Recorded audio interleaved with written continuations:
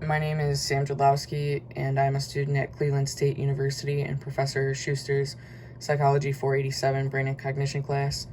Today I'm presenting the topic of how social media affects the teenage brain. In this video, I will be covering the topics of diseases and conditions, as well as treatments used for those conditions that can be linked to social media use in teenagers, whether social media affects school performance and its impact on cognitive ability, as well as consequences of too much social media use. Considering my topic, I first wanted to inform everyone who exactly is considered a teenager. From Psychology Today, a teenager is anyone ages 13 to 19. Next, I'm going to discuss the diseases and conditions that can be linked to social media use.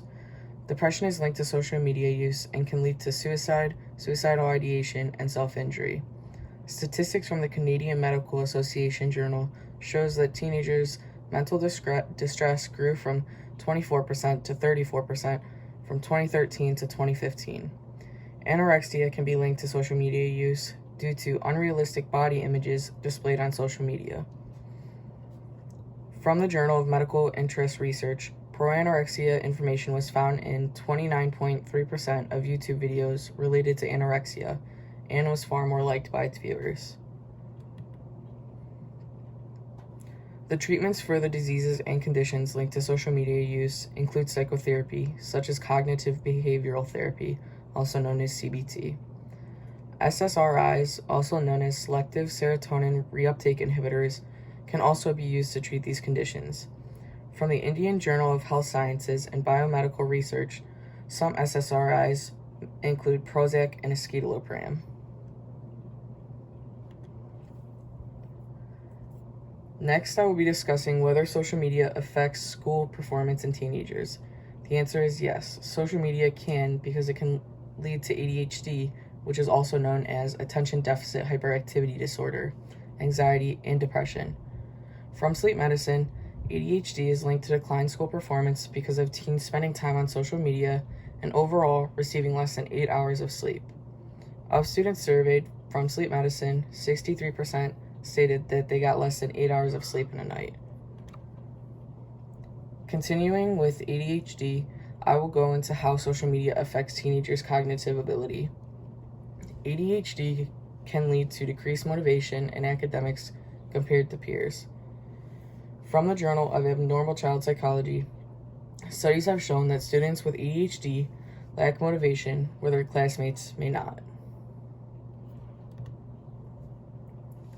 It is important to know how the brain is impacted by social media use.